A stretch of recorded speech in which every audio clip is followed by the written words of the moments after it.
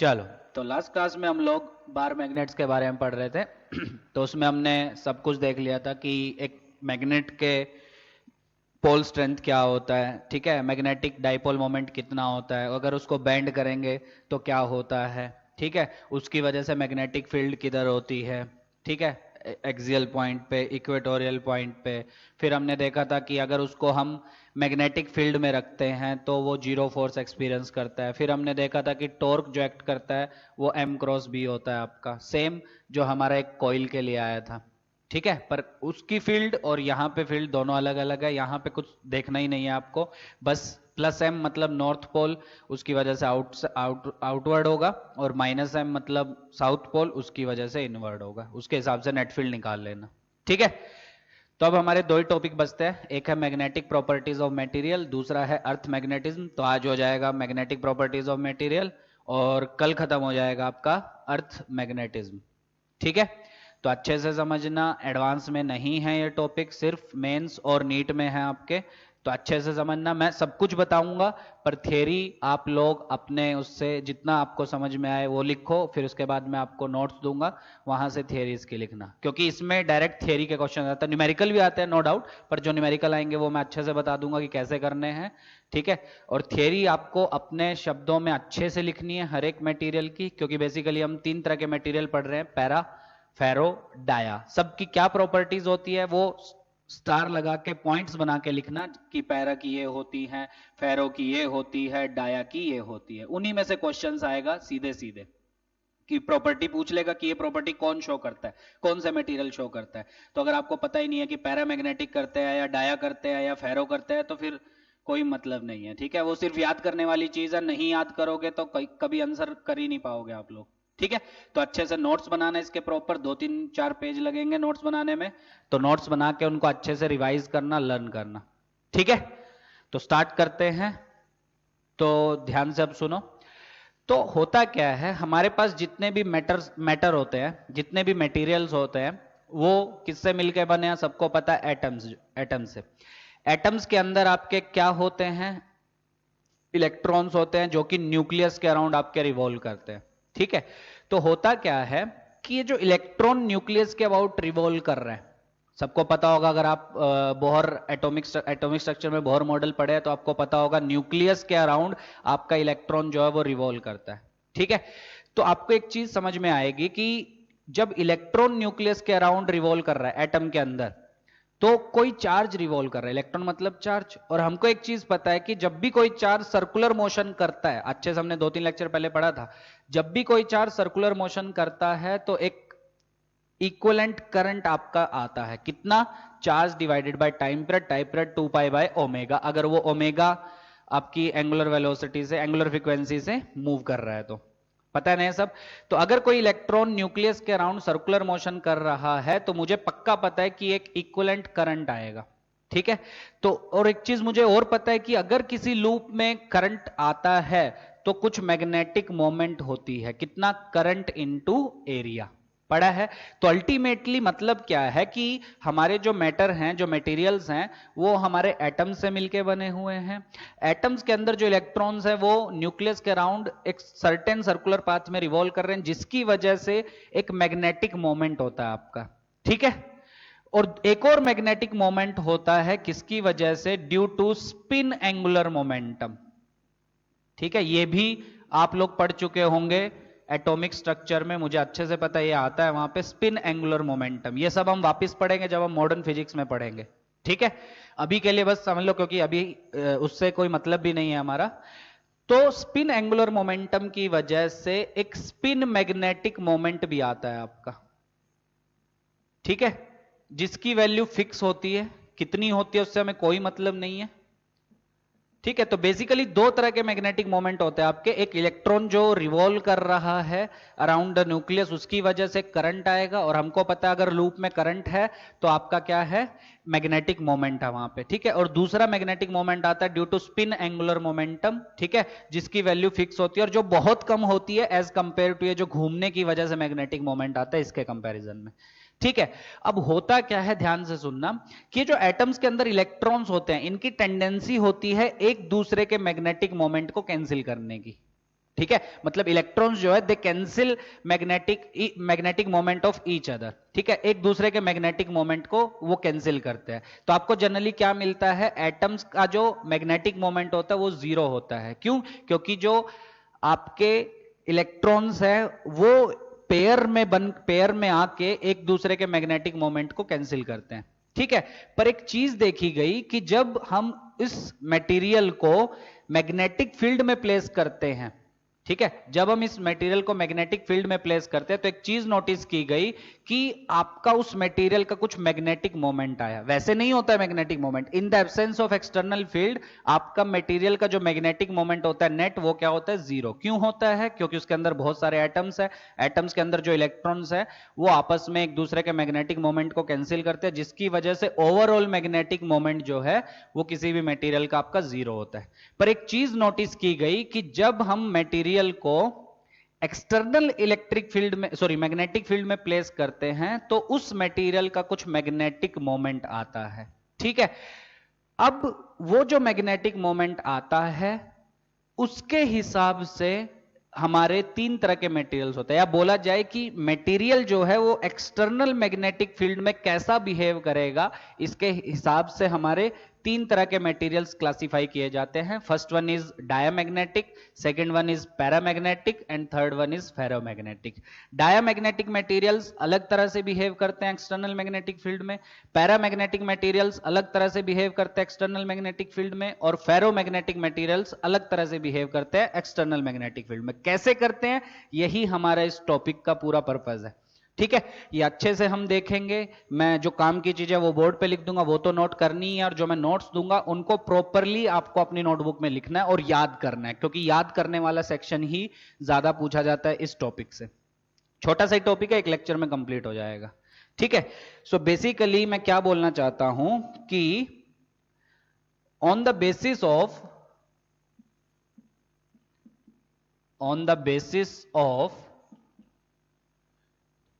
behavior of materials in the external magnetic field, on the basis of behavior of materials in the external magnetic field, comma, they are classified into three categories. मतलब material जैसा behave करते हैं external magnetic field में, उसके हिसाब से वो तीन कैटेगरीज में हम लोग डिवाइड करते हैं, और जिस ऑर्डर में हम पढ़ेंगे मैं उसी ऑर्डर में लिख रहा हूं। फर्स्ट वन इज डायामैग्नेटिक, कौन से होते हैं, कैसा बिहेव करते हैं, वो थोड़ी देर में देखेंगे। Second one is your paramagnetic, ठीक है, शायद इनके बारे में आप केमिस्ट्री में थोड़ा पढ़े होंगे। And third one is your ferromagnetic, ठीक है। केमिस्ट्री की टर्म्स में मैं बातें नहीं करूंगा, क्योंकि केमिस्ट्री में आप पढ़े होगे कि अनपेयर्ड इलेक्ट्रॉन्स होते हैं या वो होते हैं, पेयर्ड इलेक्ट्रॉन्स होते हैं, वो सब आप पढ़ चुके होगे कि डायमैग्नेटिक में पेयर्ड इलेक्ट्रॉन्स होते हैं, उसमें अनपेयर्ड इलेक्ट्रॉन्स होते हैं, ठीक है। वो सब केमिस्ट्री का चर्चा है, ठीक है, उसका यहाँ से कोई लेना देना नहीं है, ठीक है। यहाँ जो लेना देना वो फिजिक्स के हिसाब से कि मैग्नेटिक फील्ड में कैसा बिहेव करते हैं, ठीक है। तो बेसिकली कोई भी मटेरियल एक्सटर्नल मैग्नेटिक फील्ड में कैसा बिहेव करता है उसके हिसाब से उस मटेरियल को तीन कैटेगरीज में डिवाइड किया जाता है, ठीक है, हर एक मटेरियल को, ठीक है। कुछ को डायमैग्नेटिक में, कुछ को पैरामैग्नेटिक में, कुछ को फेरोमैग्नेटिक में, ठीक। अच्छा, अब एक चीज अगर बात की जाए तो क्या होता है, इलेक्ट्रॉन्स की टेंडेंसी होती है, द टेंडेंसी ऑफ इलेक्ट्रॉन, या ऐसा बोल सकते हो, electrons have tendency to cancel magnetic moments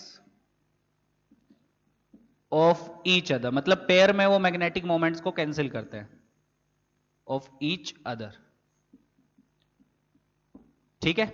हर एक इलेक्ट्रॉन का मैग्नेटिक मोमेंट क्यों आता है, due to their circular motion around the nucleus, और एक और वजह से आता है due to spin angular momentum, जिसकी वैल्यू बहुत छोटी होती है और काफी कम होती है एज कंपेयर टू जो सर्कुलर मोशन की वजह से मैग्नेटिक मोमेंट आता है। पर हां, कुछ ना कुछ आता है आपका, ठीक है। फिर क्या होता है कि हर इलेक्ट्रॉन का कुछ ना कुछ मैग्नेटिक मोमेंट होता है, तो उनकी टेंडेंसी होती है कि वो एक दूसरे के मैग्नेटिक मोमेंट को कैंसिल करते हैं, जिसकी वजह से आपको क्या दिखाई देता है, किसी भी मटेरियल का नेट मैग्नेटिक मोमेंट जीरो। कब तक? जब तक आप एक्सटर्नल मैग्नेटिक फील्ड अप्लाई नहीं करते हैं। एक्सटर्नल मैग्नेटिक फील्ड अप्लाई करके क्या होता है, सारे के सारे अलाइन हो जाते हैं आपके, या तो मैग्नेटिक फील्ड की डायरेक्शन में या मैग्नेटिक फील्ड के ऑपोजिट डायरेक्शन में, जिसकी वजह से कुछ ना कुछ मैग्नेटिक मोमेंट आपका आता है।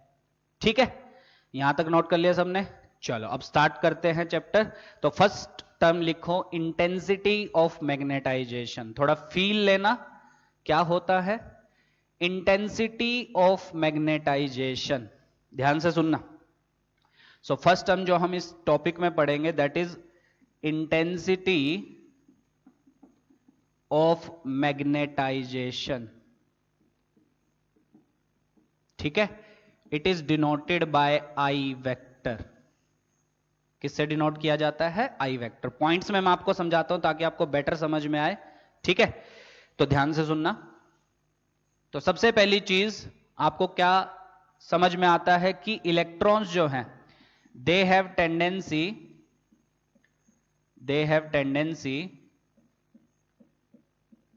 टू कैंसिल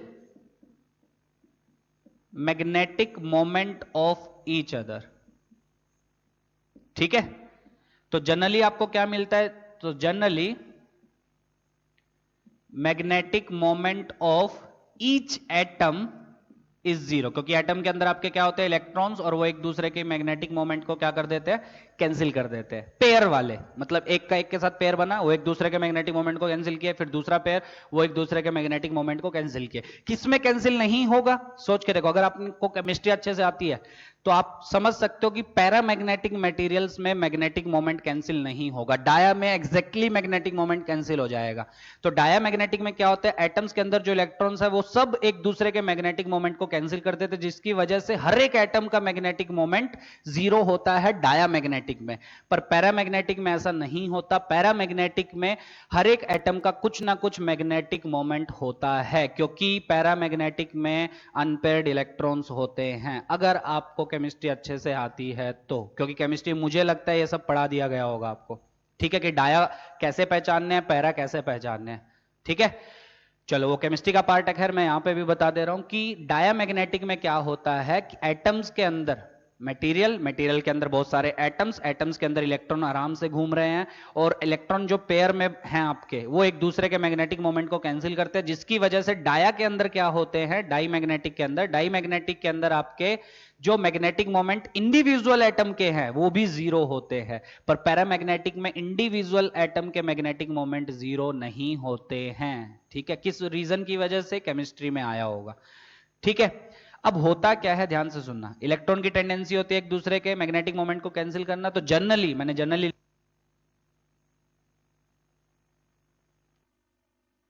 चलो तो आवाज वापस आ गई। हाँ, तो मैं क्या बोल रहा था कि इलेक्ट्रॉन्स की टेंडेंसी होती है एक दूसरे के मैग्नेटिक मोमेंट को कैंसिल करना। मैग्नेटिक मोमेंट किस वजह से आता है वो मैं समझा चुका हूं, बस समझो इस टॉपिक में क्या क्या हो रहा है और याद करने की कोशिश करो, क्योंकि डायरेक्ट क्वेश्चन आएंगे थियरी पे। ठीक है, तो जनरली जो मैग्नेटिक मोमेंट हर एक एटम का होता है, मटेरियल के अंदर जो एटम्स है आपके, मैटर के अंदर जो एटम्स है आपके, उनका मैग्नेटिक मोमेंट जीरो होता है। और पैरामैग्नेटिक में क्या होता है? इंडिविजुअल एटम का कुछ ना कुछ मैग्नेटिक मोमेंट होता है। पर डाया में इंडिविजुअल का भी मैग्नेटिक मोमेंट जीरो, और इंडिविजुअल का जीरो तो ओवरऑल मटेरियल का तो जीरो है ही। पैरा में इंडिविजुअल एटम का कुछ ना कुछ मैग्नेटिक मोमेंट होता है, पर क्या ओवरऑल होता है ये थोड़ी देर बाद देखेंगे। फेरो में कैसा होता है वो थोड़ी देर बाद देखेंगे। ठीक है, आगे बढ़ते हैं। अब क्या होता है, ये सब कब की बात है? इन द एब्सेंस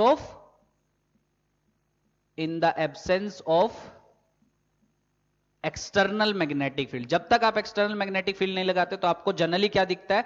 हर एक एटम का मैग्नेटिक मोमेंट क्या है? जीरो होता है।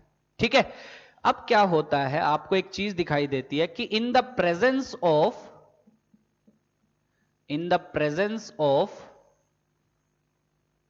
एक्सटर्नल मैग्नेटिक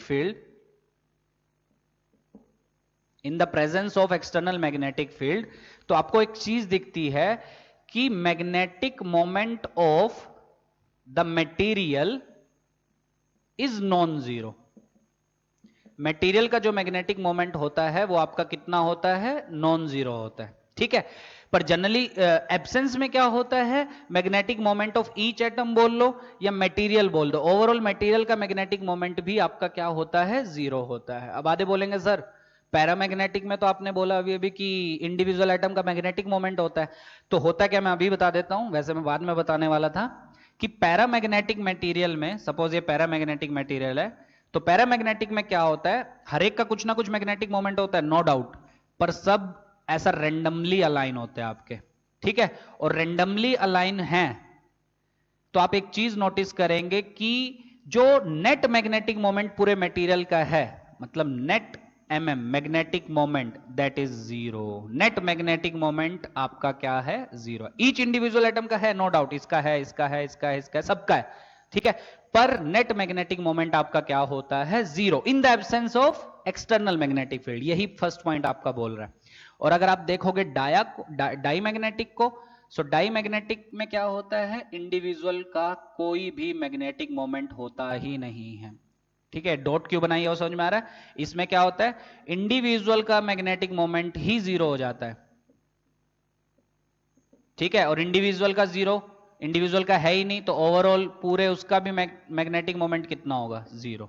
तो पूरे मटेरियल का मैग्नेटिक मोमेंट जीरो होता है, चाहे वो पैरा हो, चाहे वो डाया हो, चाहे वो आपका फेरो हो। बस डिफरेंस क्या होता है, पैरा में इंडिविजुअल एटम का मैग्नेटिक मोमेंट होता है but they are randomly aligned, जिसकी वजह से जब नेट देखोगे तो सब एक दूसरे को कैंसिल कर देते हैं, नेट मैग्नेटिक मोमेंट जीरो आता है। पर डाई में क्या होता है, आपके इंडिविजुअल का मैग्नेटिक मोमेंट होता ही नहीं है, तो इंडिविजुअल का नहीं है तो पूरे उसका मटेरियल का कहां से आएगा, ठीक है। तो वापस आते हैं, तो क्योंकि इलेक्ट्रॉन की टेंडेंसी होती है एक दूसरे के मैग्नेटिक मोमेंट को कैंसिल करना, तो जनरली हम देखते हैं कि मटेरियल का जो मैग्नेटिक मोमेंट होता है वो जीरो होता है। पर जब हम एक्सटर्नल मैग्नेटिक फील्ड अप्लाई कर देते हैं और उसमें मटेरियल्स को प्लेस करते हैं, चाहे वो पैरा हो, डाई हो, फेरो हो, तो हम क्या देखते हैं, magnetic moment of material is non zero, ठीक है। जीरो नहीं, यहां पे जीरो है बिल्कुल, यहां पे जीरो है बिल्कुल, पर जब एक्सटर्नल फील्ड अप्लाई करेंगे, जैसे एग्जांपल के लिए सपोज, ये डिटेल में हम आगे भी पढ़ेंगे, सपोज ये मैग्नेटिक फील्ड आपने अप्लाई की, लेट से BEXT, एक्सटर्नल मैग्नेटिक फील्ड, तो आप क्या देखोगे कि अगर ये मटेरियल पैरा है, पैरामैग्नेटिक है, तो सारे जो आपके मैग्नेटिक मोमेंट थे जो पहले रेंडमली अलाइन थे, अब वो अलाइन हो जाएंगे मैग्नेटिक फील्ड की डायरेक्शन में। समझ में आ गया? अब देख के बताओ, अगर सबके सब मैग्नेटिक फील्ड के डायरेक्शन में लाइन हो गए तो क्या एक दूसरे को कैंसिल नहीं कर पाएंगे? तो अब इस केस में net magnetic moment of material क्या वो नॉन जीरो आएगा? बिल्कुल। तो ये है आपका थोड़ी सी थियरी इसकी, ठीक है। तो थियरी अच्छे से समझो, क्या मटेरियल आप कोई भी लो, एक्सटर्नल मैग्नेटिक फील्ड जब तक नहीं है, मतलब जब तक मटेरियल्स को एक्सटर्नल मैग्नेटिक फील्ड में प्लेस नहीं किया है, तो आप देखोगे हर एक मटेरियल का नेट मैग्नेटिक मोमेंट जीरो है। उसमें भी कुछ खासियत है, डाई का तो इंडिविजुअल एटम का ही जीरो होता है, पैरा का इंडिविजुअल का होता है, फेरो का इंडिविजुअल का होता है, पर नेट दोनों का, तीनों का क्या होता है आपका जीरो। पर जैसे ही आपने एक्सटर्नल मैग्नेटिक फील्ड लगाई तो आपने देखा कि पैरामैग्नेटिक मटेरियल को अगर उसमें रखते हैं तो एटम्स अपने आप को फील्ड की डायरेक्शन में अलाइन कर लेते हैं, तो नेट मैग्नेटिक मोमेंट अब नॉन जीरो हो जाता है आपका। डाई किधर अलाइन करते हैं वो थोड़ी देर में देखेंगे, फेरो किधर अलाइन करते हैं वो थोड़ी देर में देखेंगे, ठीक है। अभी मैंने सिर्फ पैरा की बात की है, ठीक है। जब इंडिविजुअली सबको पढ़ेंगे ना, पैरा कैसा परफॉर्म बिहेव करता है, डाई कैसा करता है, फेरो कैसा करता है, तब हम सबका बिहेवियर एक एक करके देखेंगे, ठीक है। अच्छा, तो एक चीज ये समझ में आ गई। So in the presence of external magnetic field magnetic moment of the material is non zero. तो अब ध्यान से सुनना, इंटेंसिटी ऑफ मैग्नेटाइजेशन क्या होता है, ध्यान से सुनना। अब क्या होता है, सपोज अगर मटेरियल का volume, if volume of material is V, let's say material का वॉल्यूम कितना है, V। So intensity of magnetization that is defined as net magnetic moment जो मटेरियल की है डिवाइडेड बाय वॉल्यूम, ठीक है। इंटेंसिटी ऑफ मैग्नेटाइजेशन क्या हो गया, net magnetic moment divided by volume, ठीक है। अब एक चीज यहां से ध्यान से देखो, नाम से आपको पता चल रहा होगा इंटेंसिटी ऑफ मैग्नेटाइजेशन, मतलब मटेरियल जितना अच्छा मैग्नेटाइज हुआ, कब मैग्नेटाइज होगा, जब आप उसको एक्सटर्नल मैग्नेटिक फील्ड में रखेंगे, तब वो अलाइन होने लगते हैं, ठीक है। तो जितना अच्छा कोई मटेरियल मैग्नेटाइज होगा उसकी जो आई है वो उतनी ही ज्यादा होगी आपकी, ठीक है। जितना स्ट्रांगली अलाइन होंगे आई की वैल्यू उतनी ज्यादा होगी आपकी। या किसी मटेरियल में एटम अगर स्ट्रांगली अलाइन नहीं है, वीकली अलाइन है, ठीक है, उतना आपका इंटेंसिटी ऑफ मैग्नेटाइजेशन कम है, ठीक है। अब मैं एक खासियत आपको तीनों की एक एक करके बताता हूं, ठीक है, अभी बता देता हूं, वैसे बाद में भी बताऊंगा। पैरामैग्नेटिक में क्या होते हैं, जो आपके एटम्स है they align themselves very weekly, ठीक है, वेरी तो नहीं बोल सकते, weekly, in the direction of magnetic field, जिधर मैग्नेटिक फील्ड है उसी डायरेक्शन में अपने आप को वीकली अलाइन करते हैं। तो मतलब उनकी जो इंटेंसिटी ऑफ मैग्नेटाइजेशन की वैल्यू है वो उतनी ज्यादा नहीं है। सिमिलरली जब आप डाई की बात करोगे तो डाई में जो इंडिविजुअल का मैग्नेटिक मोमेंट है वो जीरो होता है आपका, पर जैसे आप उसको मैग्नेटिक फील्ड में रखोगे एक्सटर्नल, तो आप देखोगे कि एटम जो है वो अपने आप को फील्ड के ऑपोजिट डायरेक्शन में अलाइन करते हैं, ठीक है। ये किधर अलाइन किए, फील्ड की डायरेक्शन में। डाई में क्या होगा, फील्ड अगर राइट में लगाई तो फील्ड के ऑपोजिट डायरेक्शन में अपने आप को अलाइन करेंगे, ठीक है। कैसे अलाइन करेंगे, ये भी वीकली अलाइन करते हैं, ठीक है। सो डाईमैग्नेटिक मटेरियल में क्या होता है, atoms align themselves in the direction opposite to the direction of magnetic field, ठीक है। और इसमें क्या होता है, सेम डायरेक्शन में अलाइन करता है। फिर फेरो में क्या होता है सर, फेरो में जो आपके एटम्स हैं, ठीक है, वो अपने आप को मैग्नेटिक फील्ड की डायरेक्शन में स्ट्रांगली अलाइन करते हैं, जिसकी वजह से फेरो में जब हम पढ़ेंगे आई की वैल्यू बहुत ज्यादा होती है आपकी। समझ में आ गया, आई की वैल्यू बहुत ज्यादा होती है, क्योंकि आई बेसिकली क्या बताता है, इंटेंसिटी, कितनी ज्यादा आपका मटेरियल मैग्नेटाइज हुआ, ठीक है। और कितना ज्यादा मैग्नेटाइज हुआ ये कैसे बता सकते हो, कि कैसे अपने आप को वो अलाइन करवा रहा है फील्ड की डायरेक्शन में। स्ट्रांगली अलाइन करवा रहा है तो उतना अच्छा मैग्नेटाइज हुआ है, वीकली अलाइन करवा रहा है तो उतना कम आपका मैग्नेटाइज हुआ है। समझ में आ गया, कोई समस्या? सो बेसिकली इस पे क्वेश्चन आते हैं आपके। तो intensity of magnetization is defined as magnetic moment of the material per unit volume. Overall magnetic moment material का जीरो होता है जब तक आप एक्सटर्नल मैग्नेटिक फील्ड नहीं लगाओगे, पर जैसे ही आप एक्सटर्नल मैग्नेटिक फील्ड लगाए सबका कुछ ना कुछ मैग्नेटिक मोमेंट होता है। So that magnetic moment divided by volume of the material, that is called intensity of magnetisation, ठीक है। यूनिट की बात करते हैं, बोलो ये क्या आपकी, इसका क्वेश्चन आ चुका है, इंटेंसिटी ऑफ मैग्नेटाइजेशन की यूनिट बताओ, मेंस में आ चुका है, ठीक है। तो ऐसा यूनिट अगर हम देखें, सो मैग्नेटिक मोमेंट की unit current into area, ampere metre square, volume metre cube, so that will be ampere per metre. कर लोगे? अच्छा, तो अगर हम बार मैग्नेट की बात करें, जो हम पिछले क्लास में पढ़े थे, फॉर अ बार मैग्नेट, तो अगर हम एक बार मैग्नेट की बात करें तो इंटेंसिटी ऑफ मैग्नेटाइजेशन अगर हम लिखना चाहें, M vector by V. Suppose bar magnet का एरिया ऑफ क्रॉस सेक्शन है ए, लेंथ है उसकी 2l, सपोज ऐसे एग्जांपल के लिए, तो उसका आई कैसे लिखा जाता है, मैग्नीट्यूड फॉर्म में, एम वेक्टर मैग्नेटिक मोमेंट कितना होता है, pole strength into length divided by volume, that will be area into length. So L L cancel, so 2m by A, sorry volume क्या आ जाएगा, एरिया इनटू एल नहीं 2l ना, हाँ, so that will be m by A. So this is basically intensity of magnetization for a bar magnet. वैसे आएगा नहीं पर हाँ तब भी नोट कर लेना। तो क्या होता है इंटेंसिटी ऑफ मैग्नेटाइजेशन, समझ में आ गया, कितने अच्छे से कोई भी मटेरियल के अंदर जो एटम्स है वो अपने आप को अलाइन किए हैं फील्ड की डायरेक्शन में, जितना स्ट्रांगली अलाइन होंगे उतना आपका मैग्नेट इंटेंसिटी ऑफ मैग्नेटाइजेशन की वैल्यू ज्यादा होगी, ठीक है। अब ध्यान से सुनो क्या होता है, ठीक है, चलो बाद में ही करेंगे थोड़ी देर बाद, ठीक है। यहां तक समझ में आ गया इंटेंसिटी मैग्नेटाइजेशन क्या होता है। चलो अब एक एक करके सारे मटेरियल्स को अच्छे से पढ़ते हैं। तो फर्स्ट लिखो डाई मैग्नेटिक मटेरियल्स, सबकी प्रॉपर्टीज मैं अच्छे से बता रहा हूं, अच्छे से नोट करना, और कोई पॉइंट अगर छूट जाए तो नोट्स में जो दूंगा उसमें वापस नोट करना आप, ठीक है, पर नोट सारी चीज करनी है। तो फर्स्ट मटेरियल लिखो डाई मैग्नेटिक, एक एक करके सबका बिहेवियर देखते हैं। So first one is diamagnetic material, लिखो डाई मैग्नेटिक मटेरियल।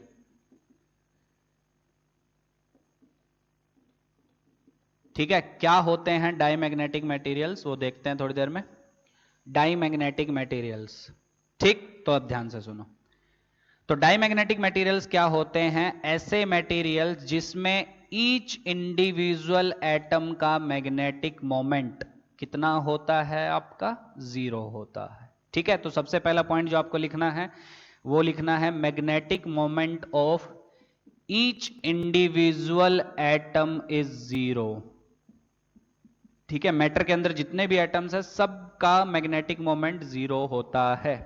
पैरा में ऐसा नहीं होता, सबका नॉन जीरो होता है, पर ओवरऑल मटेरियल का जीरो हो जाता है, ठीक है।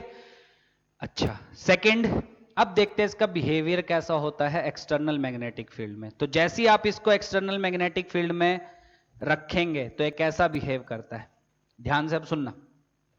तो सपोज ये मैं एक बार मैग्नेट है जिसका ये साउथ पोल ये नॉर्थ पोल, इसको स्लोली मैं लेके आता हूं डायमैग्नेटिक के पास, ठीक है, ये डायमैग्नेटिक मटेरियल है, ठीक। तो सबको एक चीज दिख रही होगी कि जैसे ही आप नॉर्थ पोल को पास लेके आए तो आपकी ये हो जाएगी एक्सटर्नल मैग्नेटिक फील्ड, सही है। अब आप क्या देखोगे कि डाईमैग्नेटिक मटेरियल के जो एटम्स है वो अपने आप को वीकली अलाइन कर लेते हैं एक्सटर्नल मैग्नेटिक फील्ड के ऑपोजिट डायरेक्शन में, ठीक है। खासियत है डायमैग्नेटिक की, क्या खासियत है कि डायमैग्नेटिक मटेरियल में जो एटम्स है ये अपने आप को वीकली अलाइन करते हैं in the direction opposite to the direction of external field, ठीक है। तो सेकंड पॉइंट क्या है, ये क्या है, before external magnetic field. Second point क्या है इसका, atoms align themselves in the direction opposite to the direction of external magnetic field, ठीक है। एक्सटर्नल मैग्नेटिक फील्ड किधर है आपकी, राइट डायरेक्शन में, तो अपने आप को अलाइन कर लेते हैं किधर, राइट डायरेक्शन के उल्टी, मतलब लेफ्ट डायरेक्शन में अपने आप को अलाइन कर लेते हैं। कैसे अलाइन करते हैं, align themselves, weakly align themselves, ठीक है। इसके भी क्वेश्चन आपको मिलेंगे, sorry weakly align themselves in the direction opposite to the direction of external magnetic field. इसी पे थियरी के क्वेश्चन आएंगे कि कौन से मटेरियल में आपके जो एटम्स है वो अपने आप को मैग्नेटिक फील्ड के ऑपोजिट डायरेक्शन में वीकली अलाइन कर लेता है, तो आंसर आएगा डाईमैग्नेटिक मटेरियल में, ठीक है। अच्छा, अब आगे देखो, अब आपने आपको ये अलाइन कर लिया इस डायरेक्शन में, अरे है तो सबको दिख रहा होगा अगर आपने कल बार मैग्नेट अच्छे से पढ़ा है, तो इसकी वजह से एक एक्सटर्नल मतलब एक और फील्ड आ जाएगी इस डायरेक्शन में, that is induced, this field is called induced magnetic field. कितनी हो जाएगी ये, इंड्यूस्ड मैग्नेटिक फील्ड, किस डायरेक्शन में, एक्सटर्नल के ऑपोजिट डायरेक्शन में। क्यों, क्योंकि अपने आप को ये ऐसे अलाइन किया है, तो इसकी वजह से क्या आएगी, एक इंड्यूस्ड मैग्नेटिक फील्ड, ठीक है। वापिस आओ, जब हम इलेक्ट्रोस्टैटिक्स में इलेक्ट्रिक फील्ड में कंडक्टर जब रखते थे, है ना, कैपेसिटर जब लगते थे, याद है कि जब हम एक्सटर्नल ई लगाते थे तो अंदर फील्ड कितनी बच जाती थी आपकी डाइलेक्ट्रिक के अंदर, ई नॉट बाय के, कम हो जाती थी पहले से, किसकी वजह से, क्योंकि इंड्यूस्ड की इलेक्ट्रिक फील्ड वो कुछ ना कुछ कम कर देती थी एक्सटर्नल इलेक्ट्रिक फील्ड को, ताकि नेट कितनी आती थी एक्सटर्नल बाय के, कुछ कुछ वैसा ही यहां पे भी है। क्या हुआ देखो ध्यान से, डाईमैग्नेटिक मटेरियल को आपने एक्सटर्नल फील्ड में रखा, एक्सटर्नल फील्ड राइट डायरेक्शन में, इसके अंदर जो एटम्स है उन्होंने अपने आप को अलाइन कर लिया एक्सटर्नल फील्ड के ऑपोजिट डायरेक्शन, वीकली अलाइन किया, नो डाउट। ये जो इंड्यूस्ड मैग्नेटिक फील्ड आएगी इसकी वैल्यू बहुत कम आएगी, नो डाउट, ठीक है, क्योंकि वीकली अलाइन कर रहे हैं अपने आप को। सो इंड्यूस्ड मैग्नेटिक फील्ड किस डायरेक्शन में आई, लेफ्ट डायरेक्शन में। तो क्या एक चीज समझ में आई आपको कि मटेरियल के अंदर जो नेट मैग्नेटिक फील्ड बचेगी वो एक्सटर्नल से कम हो जाएगी आपकी, क्यों, एक्सटर्नल इधर, इंड्यूस्ड इधर, सो नेट कितनी, एक्सटर्नल माइनस इंड्यूस्ड। इसको आप फील भी कर पाएंगे 10-15 मिनट के बाद, ठीक है। So net magnetic field inside the material that is external minus induced electric field, ठीक है। अब एक चीज ध्यान से सुनना, ये जो इंड्यूस्ड इलेक्ट्रिक फील्ड होती है जो अंदर अलाइनमेंट की वजह से आती है, ठीक है, एटम्स के अलाइनमेंट की वजह से जो इंड्यूस्ड फील्ड आती है, लेफ्ट में भी आती है नो डाउट, राइट में भी आएगी, पैरा के केस में राइट में आएगी आपकी, ठीक है। इसको हमेशा, चाहे मटेरियल कोई भी हो, डाई हो, पैरा हो, कोई भी मटेरियल हो, इसको हमेशा एक ही फॉर्मूले से लिखा जाता है, that is mu naught into I, where I is called intensity of magnetization. क्या आप फील कर पा रहे हो आप लोग, बिल्कुल, कैसे कि सर आई जितना छोटा होगा इंड्यूस्ड फील्ड उतनी कम होगी आपकी, बिल्कुल। और इसमें तो हमको पता है कि इंटेंसिटी ऑफ मैग्नेटाइजेशन कम होता है, क्यों, क्योंकि अपने आप को वीकली अलाइन करते हैं ऑपोजिट डायरेक्शन में। अरे आया समझ में। सो किसी भी मटेरियल के लिए induced electric field due to the magnetization of material, ये जो मटेरियल मैग्नेटाइज हुआ इसकी वजह से जो इंड्यूस्ड फील्ड आती है that is always given by mu naught into I, where I is called intensity of magnetization, magnetic moment per unit volume.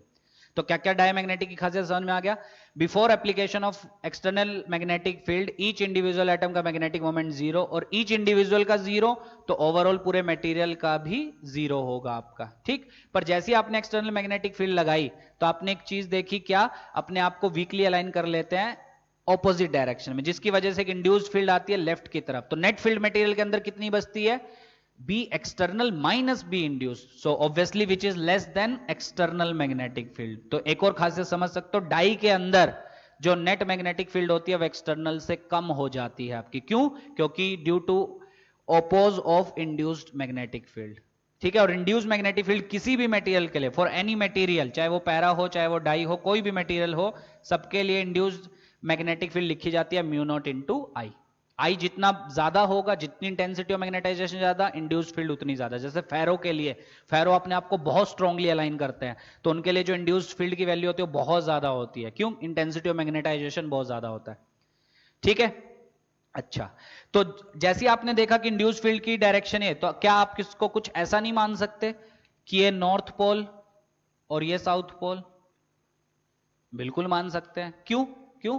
क्योंकि देखो, नॉर्थ से ऐसी फील्ड आती है ना, और ऐसी है आपकी इंड्यूस फील्ड, तो आपको क्या लगेगा कि ये नॉर्थ पोल है और ये आपका क्या है? South pole. तो आप क्या कर रहे थे? मैग्नेट का नॉर्थ पोल पास ला रहे थे और इधर भी नॉर्थ पोल हुआ, तो क्या करेगा?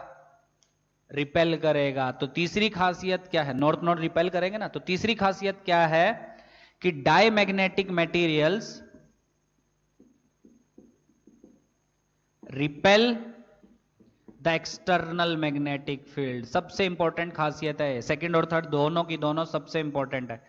एक डायमैग्नेटिक मटेरियल जो होता है वो एक्सटर्नल फील्ड को रिपेल करता है। देखो ना, एक्सटर्नल फील्ड राइट की तरफ, ठीक है, इसकी खुद की फील्ड आई लेफ्ट की तरफ, जिससे आप समझ सकते हो कि ये नॉर्थ पोल होगा, ये साउथ पोल होगा आपका। बिल्कुल सही, क्योंकि नॉर्थ से इधर आती है आपकी। ठीक है, तो नॉर्थ नॉर्थ आमने सामने, तो क्या रिपेल होगा? रिपल्शन होगा। बिल्कुल, तो वही प्रॉपर्टी है, diamagnetic materials repel the external magnetic field. ठीक है, पक्का? तो ये तीन प्रॉपर्टीज लिख लो, कोई बची होगी तो नोट्स में आपको मिल जाएगी, वो आपने उससे लिख लेना। ठीक है, आगे बढ़े। सेकंड लिखो पैरामैग्नेटिक मटेरियल्स। पैरामैग्नेटिक कैसा बिहेव करते हैं वो देखते हैं। पैरामैग्नेटिक मटेरियल्स, चलो लिख लिया पैरामैग्नेटिक मटेरियल्स। तो देखते हैं पैरामैग्नेटिक मटेरियल्स कैसा बिहेव करते हैं। ठीक है, ध्यान से समझना हर चीज। और दो तीन चीजें अभी, दो तीन क्या बोलते हैं आपकी टर्म्स और आएंगी, जैसे इंटेंसिटी ऑफ मैग्नेटाइजेशन आई, वैसे दो तीन टर्म्स और आएंगी, उसी पे न्यूमेरिकल्स आते हैं इस चैप्टर में। थियरी पार्ट तो आता ही है, और जनरली थियरी ज्यादा आता है, न्यूमेरिकल भी आता है। वो कहां से आएगा? वो उसी पार्ट से आएगा। अगर आज थोड़ा सा बच गया वो कल पढ़ लेंगे। ठीक है, ऐसा कुछ वो नहीं है। So second type of materials are called paramagnetic materials. अच्छे से लिखना, जो जो मैं लिखवा रहा हूं बोर्ड पे एटलीस्ट उतना तो लिखना ही है, और कुछ बच जाएगा नोट से उसको अच्छे से लिख लेना। पैरामैग्नेटिक मटेरियल्स तो कैसे होते हैं आपके? ध्यान से समझना। Before application of magnetic field की बात कर रहा हूं, तो सपोज ये पैरामैग्नेटिक मटेरियल है, तो आपको क्या दिखेगा? हर एक इंडिविजुअल एटम का कुछ ना कुछ मैग्नेटिक मोमेंट होता है, कुछ ना कुछ होता है।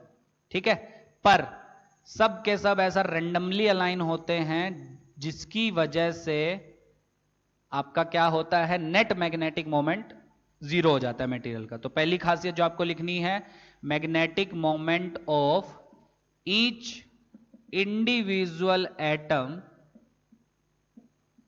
Is non zero. हर एक इंडिविजुअल एटम का मैग्नेटिक मोमेंट नॉन जीरो होता है। सेकंड जो आपको याद रखनी है वो क्या है?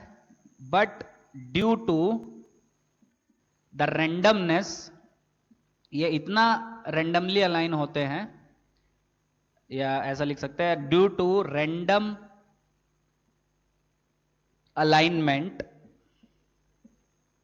Comma net magnetic moment of material is zero. Material का नेट मैग्नेटिक मोमेंट आपका कितना होता है? जीरो। वो डाई में भी जीरो होता है, पर डाई में इंडिविजुअल का भी जीरो होता है, पर इसमें इंडिविजुअल का नॉन जीरो होता है। क्यों? केमिस्ट्री में अगर आपने अच्छे से पढ़ा होगा, अनपेयर्ड इलेक्ट्रॉन होता है, और मैग्नेटिक मोमेंट एक दूसरे की कैंसिल कौन करता है? जो पेयर में आपके इलेक्ट्रॉन्स होते हैं। ठीक है, यहां तक समझ में आ गया? सो नेट मैग्नेटिक मोमेंट की अगर मैं बात करूं, वो जीरो होगा, क्योंकि सब रैंडमली अलाइन है, एक दूसरे को कैंसिल कर देंगे, नेट जीरो हो जाएगा। अब देखते हैं इसका बिहेवियर एक्सटर्नल फील्ड में कैसा होता है। तो सपोज ये आपका पैरामैग्नेटिक मटेरियल है, ये आपने फिर से बार मैग्नेट को पास में लेके आए, साउथ नॉर्थ, मतलब फील्ड इस डायरेक्शन में, so this will be your external magnetic field. तो जैसे ही आपने मटेरियल को इसमें रखा, तो आप एक चीज देखेंगे, सब के सब एटम अपने आप को अलाइन कर लिए फील्ड की डायरेक्शन में। डाया से अलग कैसे है? डाई में क्या, सॉरी, डाई से अलग कैसे है? डाई मैग्नेटिक में क्या थे आपके? वो अपने आप को फील्ड के ऑपोजिट डायरेक्शन में अलाइन करते हैं, पर इसमें किधर कर रहे हैं? फील्ड की डायरेक्शन में। सो थर्ड प्रॉपर्टी क्या है? एटम्स अलाइन themselves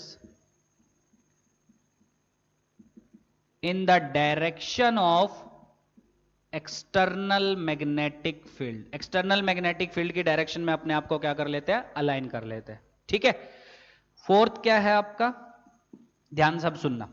और अलाइन कैसे करते हैं, वीकली। जैसे वो वीकली उल्टी डायरेक्शन में अलाइन करते थे, पर ये वीकली अलाइन करते हैं फील्ड की डायरेक्शन। और वीकली करते तो आई की वैल्यू कम होगी, क्योंकि मटेरियल जितना अच्छा मैग्नेटाइज होगा उतना ज्यादा अपने आप को स्ट्रांगली अलाइन करता है। या उल्टा बोलो, स्ट्रांगली जितना अलाइन करेगा अपने आप को उतना ज्यादा आपका वो मैग्नेटाइज हुआ, उतनी ज्यादा आई की वैल्यू, उतनी ज्यादा बी इंड्यूस की वैल्यू। अच्छा, इसमें बोलो बी इंड्यूस किधर होगा, क्या सबके सब इधर है, तो ऑब्वियसली बी इंड्यूस किधर होगा, इस डायरेक्शन में। तो इसमें और उसमें क्या फर्क है, डाई में। डाई में जो नेट मैग्नेटिक मोमेंट था वो कम हो गया था एक्सटर्नल से, क्यों, क्योंकि इंड्यूस उस साइड था। पर इसमें जो नेट होगा that will be B external plus B induce. Vector form में लिखना चाहो तो ये, ठीक है। So obviously which is greater than external. तो थर्ड प्रॉपर्टी या फोर्थ प्रॉपर्टी ये भी लिख सकते हो कि पैरा के अंदर जो नेट मैग्नेटिक फील्ड होती है that is greater then the external magnetic field. ठीक है, यहां से हम एक रिलेशन भी निकालेंगे आपका। ठीक है, वो आपको और फील आएगा कि हाँ, डाई में हमने जो पढ़ा था, जो समझा था, एकदम सही था। ठीक है, थोड़ी देर में 5-10 मिनट में आएगा। यहां तक सही है।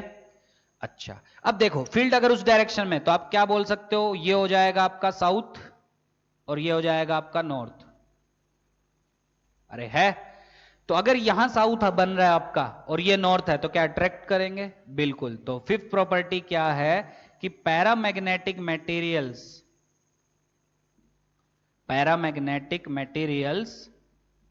Attract the external magnetic field. वो क्या करते थे, एक्सटर्नल मैग्नेटिक फील्ड को रिपेल करते थे, डाई मैग्नेटिक। क्यों, क्योंकि उसका नॉर्थ इधर बनना था, तो नॉर्थ नॉर्थ रिपेल करते एक दूसरे को, इसलिए वो क्या करते थे, आपके रिपेल करते थे एक्सटर्नल मैग्नेटिक फील्ड को। पर ये क्या करते हैं, आपके अट्रैक्ट करते हैं एक्सटर्नल मैग्नेटिक फील्ड को।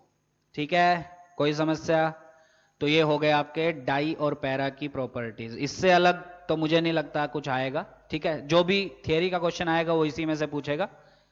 कर लोगे, अच्छे से इसको नोट करो करो, फिर इसके बाद 2-3 टर्म्स और पढ़ेंगे, करो अच्छे से नोट। लिख लिया यहां तक, चलो। तो सेकंड टर्म जो हम पढ़ेंगे, पहले 2 मटेरियल्स पढ़ेंगे, फेरो एकदम लास्ट में पढ़ेंगे। ठीक है, सेकंड टर्म जो हम पढ़ेंगे, जैसे पहली टर्म हमने पढ़ी intensity of magnetisation, second term लिखो, वेरी इंपॉर्टेंट। ये बोर्ड पे जितना लिखा है वो तो आपको नोट करना ही है, और मुझे नहीं लगता उससे बाहर से आपको कोई भी क्वेश्चन आएगा। पर हाँ, तब भी मैं आपको नोट्स दे दूंगा, उससे और अच्छे से आप लोग लिख लेना जो बचा होगा। ठीक है, वैसे मुझे नहीं लगता कुछ बचा होगा, पर अगर बचा है तो वो लिख लेना। सो सेकंड जो टर्म आती है इस टॉपिक में, फर्स्ट टर्म थी intensity of magnetisation, second is, अलग अलग नाम है इसके अलग अलग बुक में, दैट इज मैग्नेटाइजिंग फील्ड। ठीक है, जिसको हम डिनोट करेंगे एच से। ठीक है, बहुत बुक में इसको मैग्नेटिक फील्ड इंटेंसिटी भी लिखा गया है। वादे बोलेंगे सर मैग्नेटिक फील्ड इंटेंसिटी तो बी से रिप्रेजेंट करते हैं, वो बी तो है ही है। यहां पे एक और मैग्नेटिक फील्ड है यहां पे विच इज डिनोटेड बाय एच। अब सवाल उठता है कि इसको डिफाइन करने की जरूरत ही क्यों पड़ी, उस बी से काम नहीं चल पा रहा था क्या हमारा। तो अब सुनना बहुत ध्यान से। हमने एक चीज नोटिस की कि जैसे ही हम मटेरियल को मैग्नेटिक फील्ड में प्लेस करते हैं तो मटेरियल के अंदर जो नेट मैग्नेटिक फील्ड है वो या तो एक्सटर्नल से कम हो जाती है, किस केस में, डाईमैग्नेटिक में, या एक्सटर्नल से ज्यादा हो जाती है, किस केस में, पैरामैग्नेटिक में, या एक्सटर्नल से बहुत ही ज्यादा हो जाती है, किस केस में आएगा वो, फेरो में, क्योंकि उसमें स्ट्रांगली अलाइन होते हैं। बी इंड्यूस्ड बहुत ज्यादा हो जाती है, जिसकी वजह से नेट फील्ड होती है बी एक्सटर्नल प्लस इंड्यूस्ड, जो बहुत बड़ी हो जाती है एक्सटर्नल से, बहुत बड़ी। ठीक है, यहां तक समझ में आ गया। फेरो भी मैंने पढ़ा नहीं है, पर मैंने लगभग हर चीज उसकी बता दिया, स्ट्रांगली अलाइन होते हैं फील्ड के डायरेक्शन में वो। ठीक है, तो अब सवाल उठता है कि मैग्नेटाइजिंग फील्ड को क्यों डिफाइन किया गया। तो क्यों डिफाइन किया गया, क्योंकि हमने एक चीज देखी कि ये जो मैग्नेटिक फील्ड है हमारी, ये तो मटेरियल के साथ चेंज हो जा रही है आपकी, है ना। वैक्यूम में जब हम देख रहे हैं तब आपकी बी एक्सटर्नल है, बी नॉट है, और जब हम अंदर देख रहे हैं तब आपकी चेंज हो जा रही है। तो एक ऐसी टर्म डिफाइन की गई जो मटेरियल के साथ चेंज नहीं होती है। ठीक है, उस फील्ड को बोला गया मैग्नेटाइजिंग फील्ड, जिसको हम डिनोट कर रहे हैं एच से। ठीक है, so basically it remains unchanged with medium. ठीक है, चाहे आप वैक्यूम में देखो, चाहे आप मटेरियल में देखो, पैरा, डाई, फेरो, किसी भी मटेरियल में देखो, आपकी ये जो H की वैल्यू है कभी चेंज नहीं होगी। चेंज होगी तो किसकी वैल्यू होगी? B की वैल्यू चेंज होगी ऑब्वियसली, कि अगर वो पैरा है तो अंदर मटेरियल के अंदर जो B है वो वैक्यूम वाले B से ज्यादा है जो हम एक्सटर्नली अप्लाई कर रहे हैं। डाई है तो मटेरियल के अंदर जो B है वो वैक्यूम वाले B से कम है आपका, ठीक है। पर H जो है चाहे वो वैक्यूम में देखो चाहे वो मटेरियल में देखो वो सेम रहेगा। इसलिए हमने एक टर्म डिफाइन की जो सेम रहती है, मटेरियल पे डिपेंड ही नहीं करते, चाहे वो वैक्यूम हो चाहे वो पैरा डाया कोई भी हो, सबके लिए H की वैल्यू सेम होती है। तो it remains unchanged with medium. दूसरी चीज जो आपको H में याद रखनी है वो क्या है कि जो एक्सटर्नल फील्ड है, let's say it is B naught, ध्यान से सुनना, B naught external field define की जाती है म्यू नॉट इंटू एच से, ठीक है। बी एक्सटर्नल लिखना चाहो बी एक्सटर्नल लिख लो, उससे कोई फर्क नहीं पड़ता, क्योंकि अभी तक हम बी एक्सटर्नल लिख रहे हैं तो बी एक्सटर्नल ही लिखते हैं। तो एक्सटर्नल फील्ड कितनी लिखी जाती है? Mu naught into H. याद करो अब पिछला। इंड्यूस्ड फील्ड कितनी लिखी जाती है? Mu naught into I, where I was intensity of magnetization. External field कितनी लिखी जाती है? That is mu naught into H, where H is magnetizing field, जिसको डिफाइन किया गया किस लिए? ताकि वो चीज कभी भी मटेरियल पे डिपेंड ना करे, वो अनचेंज रहे, ठीक है। दूसरी चीज जो आपको याद रखनी है इससे रिलेटेड वो क्या है कि जो नेट मैग्नेटिक फील्ड अंदर बसती है मटेरियल के अंदर, that is always written as mu into H. बहुत इंपॉर्टेंट, ठीक है। मटेरियल के अंदर जो नेट फील्ड बसती है वो कितनी लिखी जाएगी? Mu into H, where mu is called permeability of medium. इसको आप रिलेट कर सकते हैं इलेक्ट्रोस्टैटिक्स से। मीडियम की permeability which will be equal to mu r into mu naught, where mu r is relative permeability। याद है कि नहीं? किसी भी मीडियम की परमिटिविटी वहां पे क्या होती थी? याद है? Epsilon R into epsilon naught. Same यहाँ पे है mu R into mu naught, where mu R is relative permeability. ये लगभग आपको क्वेश्चन में दी होगी कि पैरामैग्नेटिक की म्यू आर इतनी है, इसकी इतनी है, ठीक है। अब एक चीज नोटिस करो, चाहे आप एक्सटर्नल फील्ड देख लो वैक्यूम वाली, चाहे आप मटेरियल के अंदर वाली फील्ड देख लो, एच चेंज नहीं हुआ। देखो चेंज कौन हुआ? इस बी की वैल्यू चेंज हुई। देखो यहां पे म्यू नॉट है, यहां पे म्यू है, पर एच की वैल्यू चेंज नहीं हुई। इसलिए एच को डिफाइन किया गया ताकि आप उसको यूज कर सकते हैं बिना चेंज किए किसी भी जगह पे। चाहे आप वैक्यूम में यूज करें तब भी एच यूज होगा, चाहे आप मीडियम में यूज करें तब भी आपका एच यूज होगा। तो ये दो फॉर्मूले आपको याद रखने हैं। और साथ के साथ तीसरा फॉर्मूला जो मैं थोड़ी देर पहले बोला था, इंड्यूस्ड मैग्नेटिक फील्ड, वो लिखी जाती है म्यू नॉट इंटू आई से। ये तीनों आपको याद करने हैं क्योंकि इसी पे न्यूमेरिकल्स आपको मिलेंगे। सो एक्सटर्नल मैग्नेटिक फील्ड जो हम अप्लाई कर रहे हैं that is written as mu naught into H, where H is magnetizing field या मैग्नेटिक फील्ड इंटेंसिटी। बहुत बुक में अलग अलग नाम लिखा है। नेट मैग्नेटिक फील्ड जो अंदर बचेगी वो एक्सटर्नल से ज्यादा भी हो सकती है, पैरा के केस में एक्सटर्नल से कम भी हो सकती है, डाई के केस में एक्सटर्नल से बहुत ज्यादा भी हो सकती है, फेरो के केस में वो अलग बात है। पर वो लिखी कितनी जाएगी? Mu into H, where mu is permeability of that medium, ठीक है, ऑफ दैट मटेरियल। और इंड्यूस्ड फील्ड कितनी लिखी जाती है? That is mu naught into I vector, जो हम पढ़ चुके, ठीक। अच्छा अब ध्यान से सुनो, यहां तक समझ में आ गया? अब ध्यान से सुनो, तीसरी टर्म जो हम लिखेंगे, जो हमको पढ़नी है और जिस पे न्यूमेरिकल चांसेस सबसे ज्यादा होते हैं आने के, that is magnetic susceptibility. Magnetic susceptibility which is denoted bye ये अजीब सा सिंबल काई। क्या बोलते हैं इसको? काई, ठीक है, एक्स जैसा है थोड़ा सा अजीब। मैग्नेटिक ससेप्टिबिलिटी, काई, ये सब याद ही करने हैं आपको। एच क्या होता है, आई क्या होता है, काई क्या होता है, सब याद करना है। So chi is basically the ratio of intensity of magnetization divided by magnetizing field, ठीक है। क्या होता है? Intensity of magnetization divided by magnetizing field, ठीक है। काई एक सिंपल सा नंबर होता है आपका, ठीक है। जैसे किसी मटेरियल का काई 1 है, किसी का काई आपका कुछ है, ठीक है। माइनस में भी काई आपका आएगा। माइनस में किसका आएगा? उस पे सबसे ज्यादा थियोरेटिकल क्वेश्चन आते हैं कि which of the following has negative susceptibility, dia, para, ferro, क्यों होती है वो भी हम लॉजिकली समझेंगे, पर आपको याद करना ही पड़ेगा। सो थर्ड टर्म जो आपको समझनी है that is magnetic susceptibility which is denoted by chi and its formula is I vector by H vector. So it is basically the ratio of intensity of magnetization divided by magnetizing field, ठीक है। ये एक number होगा, positive भी हो सकता है, negative भी हो सकता है आपका, ठीक है। अब देखो, अब ध्यान से आगे देखना, चलो देखो अब ध्यान से। अभी अभी हमने पढ़ा कि जो नेट मैग्नेटिक फील्ड होती है that is equal to external plus induced electric field. आधे बोलेंगे सर माइनस भी तो होती है डाई के केस में, हाँ वो भी केस कंसिडर कर लेंगे अभी, ठीक है। अब देखो नेट मैग्नेटिक फील्ड कितनी लिखी जाती है, म्यू इंटू एच वेक्टर, बिल्कुल सही। External field that is mu naught into H vector, बिल्कुल सही, plus induced field that is mu naught into I vector. ठीक है सर। म्यू, क्या म्यू को मैं लिख सकता हूं म्यू आर म्यू नॉट, बिल्कुल सही, that is equal to mu naught H vector plus mu naught I vector. I बोलो काई के फॉर्मूले से, काई इंटू एच वेक्टर। ठीक, सब में से mu naught H vector common ले लो। ठीक है, ले लिया sir, mu naught H vector, अंदर आ गया आपका 1 प्लस काई, mu naught H vector, mu naught H vector मर गया। तो ये रिजल्ट सबको नींद में भी याद होना चाहिए, that is relative permeability of a material is equal to 1 plus chi. Relative permeability of a material is 1 plus chi. Okay, अब काई डाई का नेगेटिव क्यों होता है, क्योंकि डाई के लिए ये टर्म नेगेटिव में आती है। आया समझ। और डाई के लिए अगर इंड्यूस्ड टर्म नेगेटिव में आती है, क्योंकि नेट फील्ड क्या होती है, एक्सटर्नल माइनस इंड्यूस्ड, तो यहां पे माइनस आएगा। अब वो माइनस किसकी वजह से आया होगा, वो काई की वजह से माइनस आता है आपका। ठीक है, इसीलिए क्या लिखा जाता है, फर्स्ट पॉइंट जो अब इसमें आपको याद रखना है, ये फॉर्मूला तो याद रखना ही है, ये भी याद रखना है, ये भी और ये भी, और ये जो आया है, और जनरली इससे क्वेश्चन आते हैं आपके। क्वेश्चन कैसे आते हैं वो भी हम देखेंगे। तो फर्स्ट पॉइंट आपको जो याद रखना है वो क्या है, फॉर डाई मैग्नेटिक मटेरियल्स काई इज नेगेटिव, सबको याद होना चाहिए, डायरेक्ट क्वेश्चन आएगा। मैग्नेटिक ससेप्टिबिलिटी किसके लिए नेगेटिव होती है, तो डाई मैग्नेटिक के लिए। और अगर काई नेगेटिव है तो म्यू आर क्या होगा आपका, लेस देन 1, ये भी पता होना चाहिए। So relative permeability of diamagnetic materials वो 1 से छोटी होती है। ठीक है सर।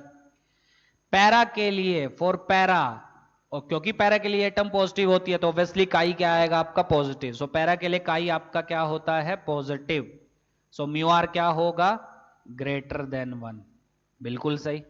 फेरो के लिए क्या होता है, वो जब हम फेरो पढ़ेंगे तब एक साथ लिख लेंगे। यहां तक कोई समस्या, अच्छे से इसको नोट करो, न्यूमेरिकल्स आते हैं इसके, नो डाउट।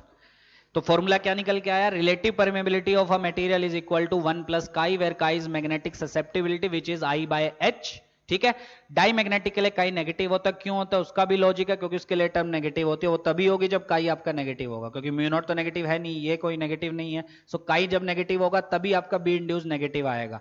इसीलिए डाई के लिए काई नेगेटिव होता है, और काई नेगेटिव तो म्यू आर 1 से छोटा हो जाएगा। पैरा के लिए काई आपका पॉजिटिव होता है तो म्यू आर 1 से बड़ा। डाई फेरो के लिए मैं अभी से बता देता हूं, फेरो के लिए भी काई पॉजिटिव होता है पर हाई वैल्यू होती है, बहुत हाई वैल्यू होती है। क्यों, काई हाई होगा, सोच के देखो, काई हाई होगा तभी तो इंड्यूस फील्ड की वैल्यू बहुत हाई होती है। और मैंने बताया था फेरो में इंड्यूस फील्ड की वैल्यू बहुत हाई होती है आपकी, क्योंकि स्ट्रांगली अलाइन होते हैं वो। ठीक है, और अगर वो काई की वैल्यू बहुत हाई है तो म्यू आर जो है वो बहुत बहुत बहुत बड़ा होता है 1 से। ये बड़ा 1 से बड़ा नो डाउट, पर फेरा में बहुत बहुत बड़ा आएगा 1 से। So mu R very very greater than 1 लिखेंगे उसमें। कोई डाउट यहां तक, तो तीनों टर्म समझ में आ गई। एक्सटर्नल को किससे रिप्रेजेंट किया, नेट को किससे किया, इंड्यूस को किससे किया, फिर क्या यूज किया वो समझ में आ गया। पक्का, मुझे नहीं लगता इसमें कुछ डाउट होना चाहिए। ठीक है, अभी हमारे पास 11-12 मिनट है, खत्म। चलो नेक्स्ट लिखो, third type of material they are ferromagnetic material. यही तीनों पढ़ने हैं हमको बस, फेरोमैग्नेटिक मटेरियल्स। ठीक है, तो फेरो में क्या होता है, ध्यान से सुनना।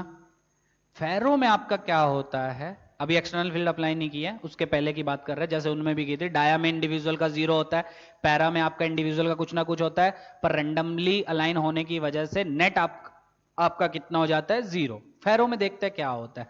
तो फेरो में एक्चुअल में क्या होता है, आपके डोमेन्स बनते हैं।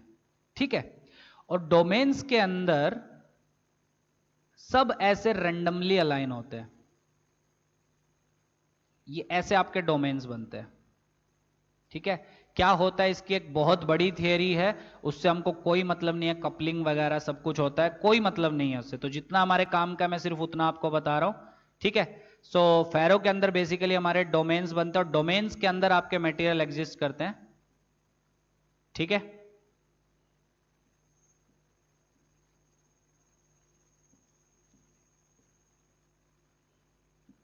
तो ईच इंडिविजुअल एटम का मैग्नेटिक मोमेंट यहां भी नॉन जीरो होता है पैरा की तरह, पर रेंडमली अलाइन होने की वजह से जो नेट आपका आएगा वो कितना आएगा आपका 0। ठीक है,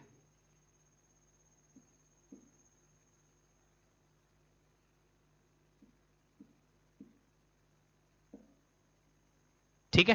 तो ये आपके क्या होते हैं, डोमेन्स।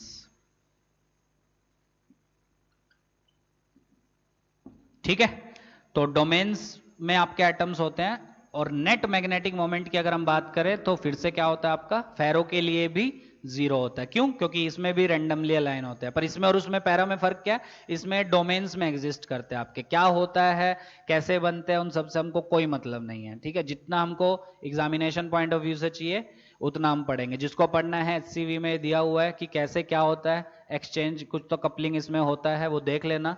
ठीक है, समझना चाहो समझ लेना, वैसे कोई जरूरत नहीं है उसकी। अब क्या होता है, जैसे आप इसको एक्सटर्नल मैग्नेटिक फील्ड में अप्लाई करते मतलब रखते हैं, सपोज एक्सटर्नल मैग्नेटिक फील्ड ऐसी है, तो आप क्या देखते हैं कि डोमेन के अंदर जो एटम्स है, ध्यान से समझना, सपोज ये डोमेन्स है आपके, तो आप एक चीज नोटिस करते हैं कि डोमेन के अंदर जो आपके एटम्स हैं वो अपने आप को बहुत स्ट्रांगली अलाइन कर लेते हैं फील्ड की डायरेक्शन में। ठीक है, कैसे?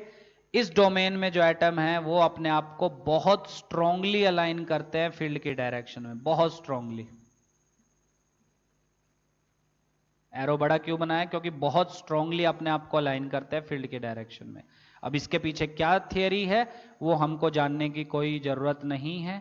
पढ़नी है तो मैंने पहले ही बोला HCV में सब दिया हुआ है, पढ़ लेना। ठीक है, सो बेसिकली इसमें जो फर्स्ट आपको लिखनी है वो क्या है कि ये तो लिखना ही है, नेट मैग्नेटिक मोमेंट 0 होता है। फर्स्ट क्या है, दे अलाइन themselves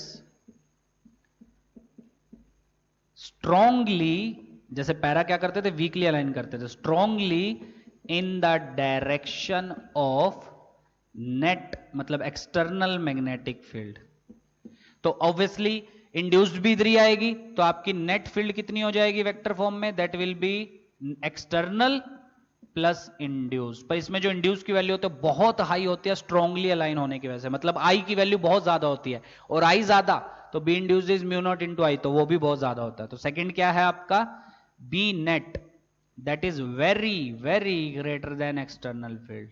ठीक है, क्यों? क्योंकि इंड्यूस फील्ड बहुत हाई होती है। थर्ड आपको क्या पता करना है इसमें कि क्योंकि इंड्यूस फील्ड की वैल्यू बहुत हाई होती है तो काई की वैल्यू आपकी बहुत ज्यादा होती है। ठीक है, अरे है क्यों काई की वैल्यू ज्यादा? क्योंकि बी इंड्यूस ज्यादा मतलब आई ज्यादा, उतनी ज्यादा उतना अच्छा मैग्नेटाइज हुआ है मटेरियल, और आई ज्यादा, आई क्या होता है काई इंटू एच, तो काई बहुत हाई होता है। तो थर्ड क्या है इसका, काई इज वेरी हाई, काई की वैल्यू जो है नंबर है बहुत ज्यादा होता है आपका। फोर्थ, काई बहुत बड़ा तो mu R is very very greater than 1, chi very high और पॉजिटिव, ऑब्वियस सी बात है। काई नेगेटिव सिर्फ किसके लिए होता है, डाई के लिए, और म्यू आर लेस देन 1 हो जाता है। पैरा के लिए chi positive, mu R greater than 1। ठीक है, पर डाई के लिए काई पॉजिटिव तो होता है पर बहुत ज्यादा होता है, इसलिए mu R very very greater than 1 होता है आपका। ठीक है, पांचवा अगर आप लिखना चाहे लिख सकते हैं, क्योंकि आपका ये आया तो मैग्नेट अगर हम ऐसा लाए साउथ नॉर्थ, तो यहां पे आपका क्या बनेगा साउथ, यहां पे आपका बनेगा नॉर्थ। तो क्या करते हैं, they strong are strongly attracted, या they attract magnetic field strongly, they are strongly attracted by the external magnetic field. और कौन अट्रैक्ट होते हैं, पैरामैग्नेटिक, पर स्ट्रांगली अट्रैक्ट नहीं होते, वीकली, और डायमैग्नेटिक तो वीकली रिपेल होते हैं आपके। ठीक है, ये सब पे थ्योरी का क्वेश्चन किसी पे भी पूछ सकते हैं। न्यूमेरिकल कैसे आएंगे वो आज अगर नहीं हो पाया तो अगले लेक्चर में हो जाएगा। ठीक है, तो ये थी आपकी थ्योरी, सिर्फ इतना ही है आपका। पर हां, सारी थ्योरी अच्छे से लिखो, सारे जो मैंने 5-6 पॉइंट हर एक के बताए वो अच्छे से समझो। तीनों टर्म्स, इंटेंसिटी ऑफ मैग्नेटाइजेशन आई, और मैग्नेटाइजिंग फील्ड H, और काई मैग्नेटिक ससेप्टिबिलिटी। ठीक है, नेट फील्ड को ये कैसे लिखा समझ में आ गया, इंड्यूस जो है वो नेगेटिव होगी आपकी डाई के लिए, इसलिए काई नेगेटिव हो जाता है, इसलिए म्यू आर लेस देन 1 आता है। ये फॉर्मूला वेरी वेरी इंपॉर्टेंट, और नेट का ये फॉर्मूला ये भी इंपॉर्टेंट, एक्सटर्नल का ये भी इंपॉर्टेंट, इंड्यूस का ये भी इंपॉर्टेंट। अब रटना है तो रटो, समझ के करना है तो समझ के करो, पर करना है, ऐसा नहीं है छोड़ना है, किसी को भी नहीं छोड़ना है, क्योंकि मेंस में क्वेश्चन आ चुके हैं इसके 19 में, 18 में, 20 में, सब में। ठीक है, नीट में भी क्वेश्चन आते हैं इसके। ठीक है, आगे बढ़े। अब एक छोटी सी टर्म और बची है, टाइम अगर हमारे पास है, हाँ टाइम है अभी 4-5 मिनट में हो जाएगा। तो वो टर्म क्या है, लिखो स्टार लगा के, एक पॉइंट और लिख लो जो मैंने अभी तक नहीं बताया। क्या होता है, चाहे वो मटेरियल कोई भी हो, पैरा हो, फेरो हो, कोई भी हो, every material shows some diamagnetic behaviour, कुछ डायमैग्नेटिक बिहेवियर शो करता ही है।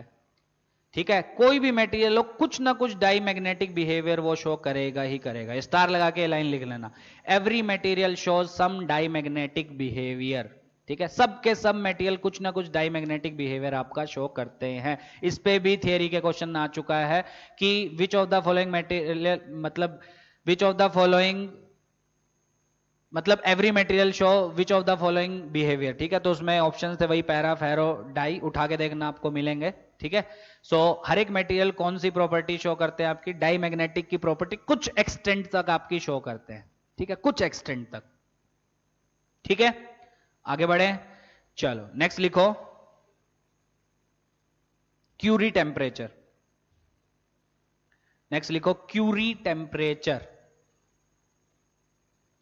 Curie temperature very important. अब इस पे भी न्यूमेरिकल आ चुके हैं आपके, ये भी आपको याद रखना है। ठीक है, तो मतलब एक और फॉर्मूला आपके लिए, डरना नहीं है, कुछ भी नहीं है, बहुत आसान है। बस हाँ, आखिरी के जो 2 लेक्चर, आज का और जो कल होने वाला है अर्थ मैग्नेटिक फील्ड, थोड़ा सा ऐसा है कि समझने की चीजें हैं, ऐसा नहीं है, पर हाँ कुछ रटने की भी चीज है, तो परेशान हो सकते हैं, पर होना नहीं है। एक बार नहीं 2 बार पढ़ो, पर याद तो करना ही है, कोई चॉइस नहीं है। फ्री के 4 नंबर हैं, फ्री के सीधे क्वेश्चन पूछेगा। सो नेक्स्ट लिखो क्यूरीज टेम्परेचर, क्यूरीज टेम्परेचर। तो क्या होता है, पहले ध्यान से थियरी समझ लो कि जैसे ही हम टेम्परेचर बढ़ाते हैं, एज टेम्परेचर इज इंक्रीज्ड, तो एक चीज नोटिस की जाती है कि जैसी टेम्परेचर बढ़ाओगे, एटम का जो रेंडमाइजेशन है, ठीक है, रेंडमाइजेशन वो इंक्रीज कर जाता है। ऑब्वियस सी बात है, जैसे आप मटेरियल का टेम्परेचर बढ़ाओगे तो एटम्स का जो रेंडमाइजेशन है वो आपका बढ़ जाता है।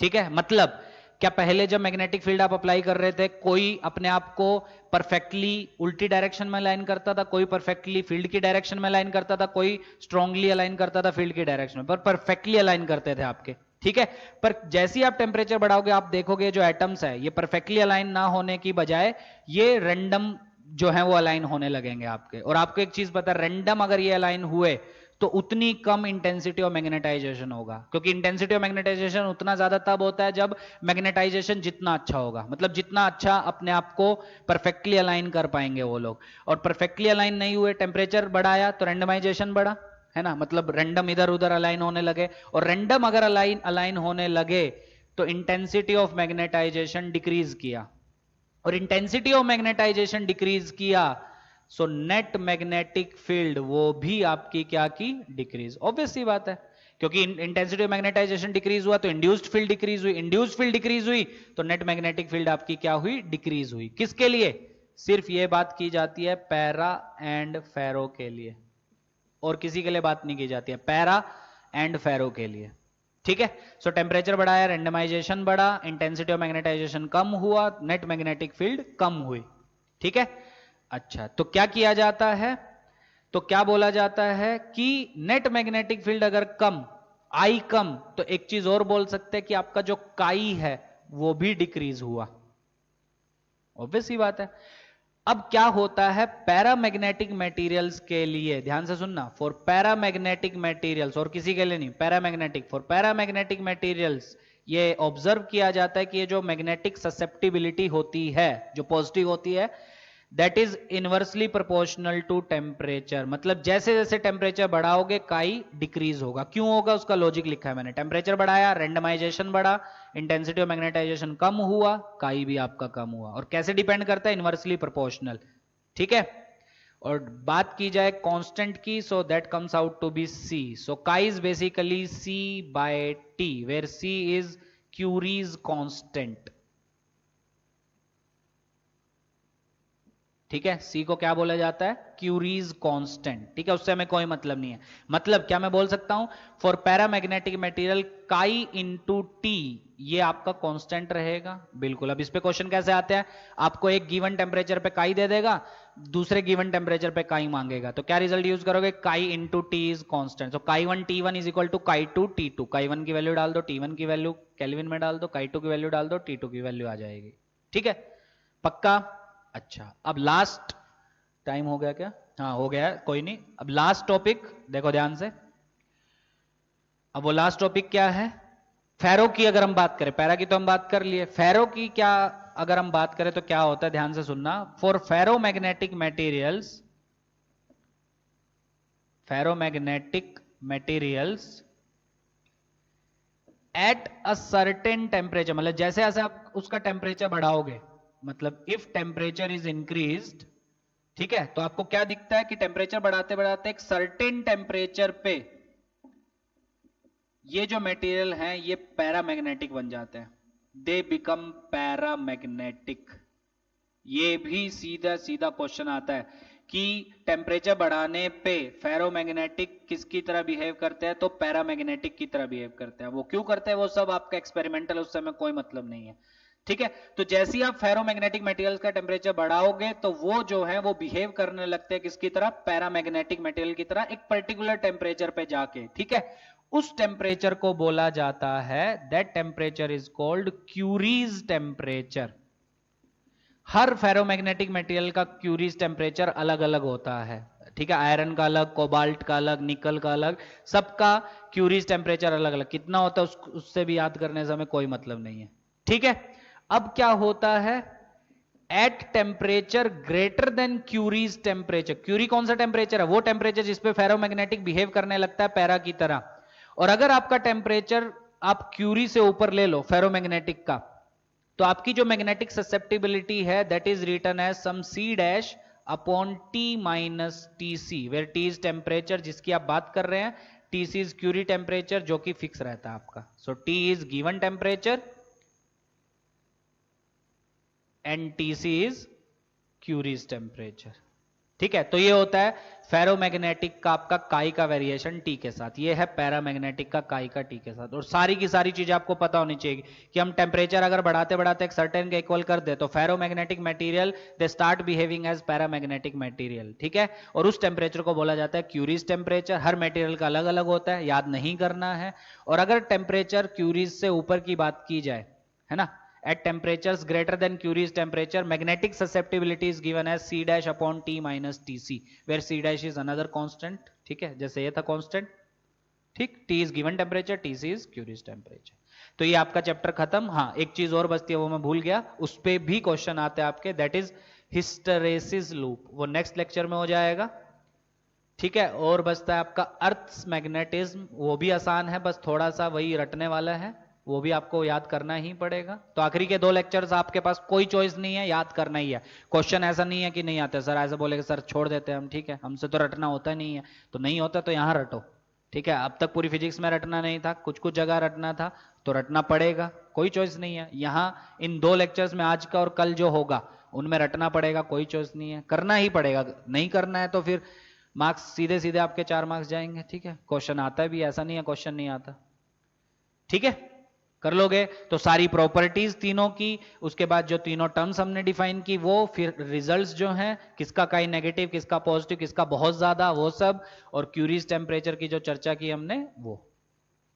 ठीक है, अच्छे से सब पढ़ लो। कुछ बचा होगा तो मैं नोट्स आपको दूंगा, प्रॉपरली उसको नोट डाउन करो जो बचा होगा, बाकी तो मैंने बता ही दिया, मुझे नहीं लगता कुछ बचा होगा, अगर बचा हुआ होगा तो उसको नोट डाउन करो। ठीक है, तो बाकी नेक्स्ट क्लास में करते हैं। नेक्स्ट क्लास में ऑलमोस्ट चैप्टर कंप्लीट हो जाएगा, पर हम एक लेक्चर और खींचेंगे जिसमें हम अभी तक जितना पढ़ा उस पर न्यूमेरिकल्स करेंगे अच्छे वाले। वैसे हमने 2-3 लेक्चर न्यूमेरिकल में बिताए हैं और मुझे लगता है अब अच्छे से आपको समझ में आ रही होंगी चीजें। ठीक है, एक लेक्चर और कर देंगे, कोई उससे फर्क नहीं पड़ता। ठीक है, तो कल थियरी ऑलमोस्ट मान के चलो कंप्लीट हो जाएगी, थोड़ा बहुत कुछ बचेगा वो परसों के लेक्चर में, और सिर्फ क्वेश्चंस परसों के लेक्चर में। ठीक है, तो यहां तक पढ़ो, कोई समस्या आए तो उसको पूछो, पर नोट डाउन अच्छे से करना है। 1 घंटे का लेक्चर है, चाहे 2 घंटा लग जाए, नोट डाउन अच्छे से करना है और याद भी करना है उसको बाद में। ठीक है, चलो।